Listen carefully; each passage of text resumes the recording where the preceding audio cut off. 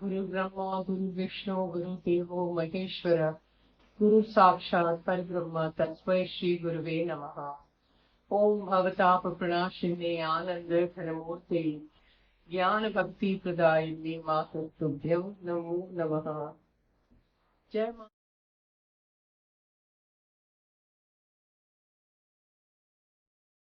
ये माँ दिखा रही है सबके सामने। जन्मोत्सव में तो माँ ऐसी अवस्था में रहती थी, सांस भी नहीं। हम सब लोगों ने देखा है ना ये बात, सांस भी नहीं चलता। आप कहेंगे सांस नहीं चलता है, हम देखते हैं लेकिन सांस नहीं चल रहा है, इसका प्रमाण क्या होगा?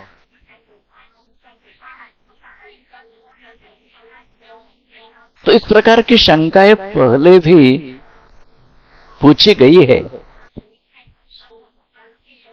मां के पास जब आप आते थे इस प्रकार के सब ये मित्रों के साथ बात करते समय बताते थे कैसी अवस्था है, देखो ऐसी ऐसी अवस्था में रहती है। तब ये पूछते थे कि ठीक है, इसका प्रमाण क्या है? सांस नहीं चल रहा है, कैसे समझ आयोगे? तुम तो दूर से प्रणाम करते हो, 900 के समय भी नजदीक जाके प्रणाम चरणों में अंजलि देके करते हैं, सांस नहीं चल रहा है, कैसे समझो? एक मौका आ गया था पूर्णानंद जी के यहाँ, जब मां का जन्मोत्सव हुआ इधर ही हरिद्वार में। उस समय हम तो एक स्वयंसेवक के नाते इधर उधर सब काम करते थे, उसी में बड़ा आनंद आता था मां की सेवा करने में।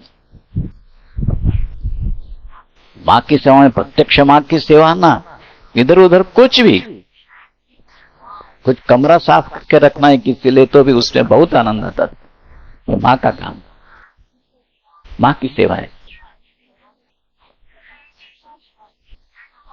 तो वहां जिन्होंने ये देखा है पूर्णानंद जी के यहाँ के मां का जन्मोत्सव, उनके स्मरण में ये बात आएगी जरूर। कैसे थोड़े से मंच के ऊपर मां का ये तख्त रखा था, फिर पूजा की निर्वाणा ने, लेकिन मां अपने भाव में है, तो जागृति का भाव आया नहीं है। लोग आके प्रणाम करके अंजलि देके देके जा रहे हैं, इसीलिए फूलों का आदि का वहां एक प्रकार से जमा हो गया है सब। लोग भी कैसे रहते हैं देखो, कागज में या पत्ते में माला फूल लेते हैं, चढ़ाने के समय उसे खोलते हैं, वो वस्तु वहां ही फेंक देते हैं। मां को माला चढ़ाते हैं और जाते हैं। शायद कोई जाते समय कोने में फेंक देता है, हाँ इतना तो करता है, लेकिन ये सब कूड़ा कचरा जमा हो जाता है। अब उदास जी भी वहां थे, भक्रानंद जी थे, किस कारणवश उन्हें जाना था। हम लोग तो ये सफाई करते थे, मैं, दया मेरी मिस्त्री, सब उठा के फेंक रहे थे। तो भास्करानंद जी कहते हैं, देखो अशोक, वहां अपने भाव में है,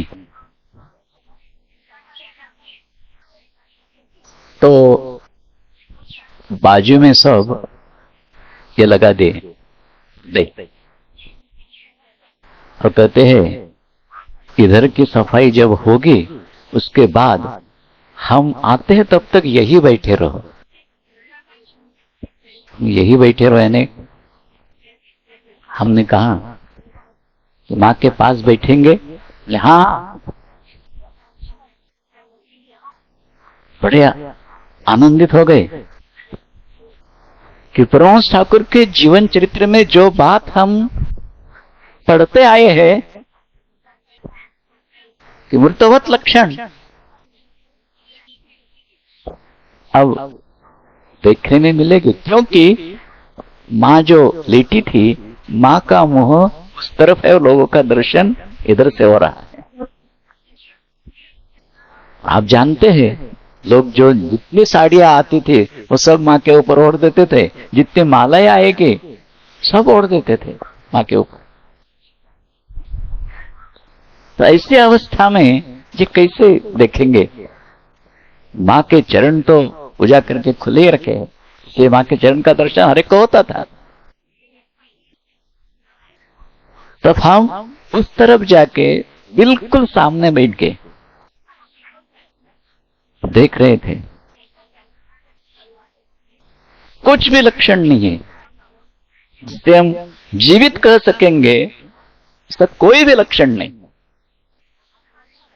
फिर बात ही सांस चलता है या नहीं। मां को छू तो नहीं सकते हैं, इसी अवस्था में मां को स्पर्श तो मुश्किल है।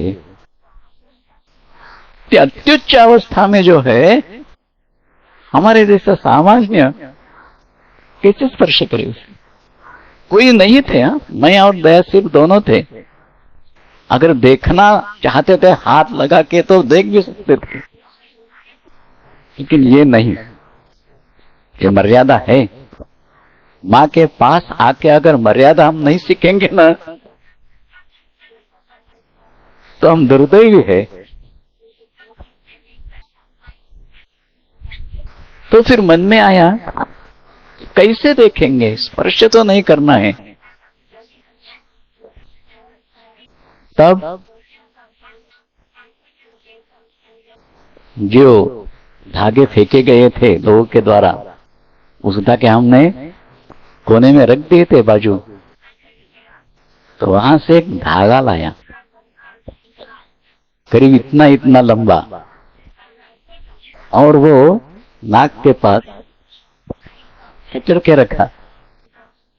क्योंकि हमने बात बचपन में भी देखी है कि व्यक्ति जीवित है या नहीं देखने के लिए ये धागा उसके नाक के पास रखते हैं कि श्वास चल रहा है या नहीं चल रहा है।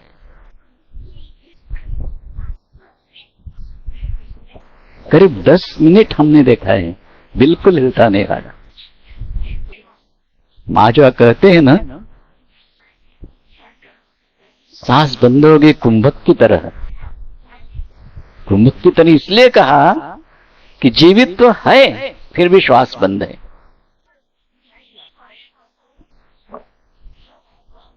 किसी वजह से उसे रोका गया है। तो ऐसी अवस्था में करीब 1 महीना मां का ये विभिन्न प्रकार का आसन आदि होना, मुंह से स्तोत्रादि निकलना, अपने आप ये सब होता रहा। इस भाव में मां करीब 1 महीना रात में बैठती थी। और आसन पर बैठने के बाद ये सब जब होता था, उसके बाद धीरे धीरे ऐसे होने लगा।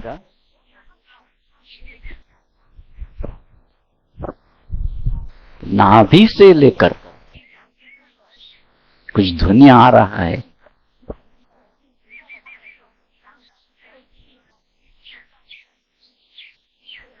वो धीरे धीरे आके मुंह से उसका उच्चार हो रहा है। परिभाषा में कहना है तो ये क्या है बात?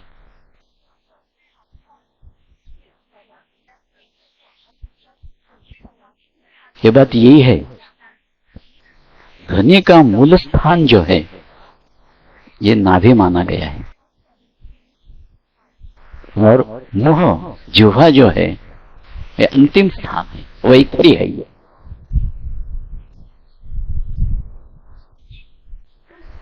तो मुंह से वैखरी से उच्चार होने के पहले नाद जो है, अब तक तो ध्वनि नहीं है, नाद है वो। तो नाद नाभि प्रदेश में है। नाभि प्रदेश में क्यों? मस्तक में क्यों नहीं है? चरणों में क्यों नहीं है? हृदय में क्यों नहीं है? नाभि क्यों? तो नाभि स्थान ऐसा स्थान है कि जो हमारे पूरे शरीर के साथ जुड़ा हुआ है, क्योंकि उसी के द्वारा ही गर्भावस्था में हमारा पोषण हो रहा है ना। तो इसीलिए उसका संबंध पूरे शरीर के साथ है, ब्रह्म स्थान है वह। इसीलिए नाद जो है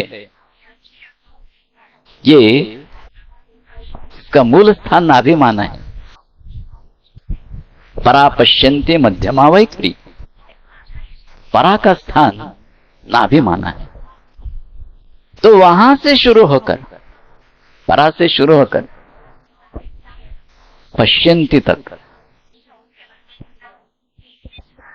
यानी जिसे हम स्वनातीत ध्वनि कहते हैं ना, कि जिसका उच्चार ध्यान में आता नहीं है, ध्वनि जो हम सुन सकते हैं, तो ध्वनि की कंपन संख्या होती है, फ्रीक्वेंसी होती है उसकी। ठराविक संख्या से कम हो जाए तो भी ध्वनि श्रवण में आता नहीं है, ठराविक कंपन संख्या से अधिक हो जाए तो भी श्रवण में आता नहीं है। प्रकाश लहरी की बात वैसी है। ठराविक फ्रीक्वेंसी के पहले अंधकार है, ठराविक के बाद अंधकार है।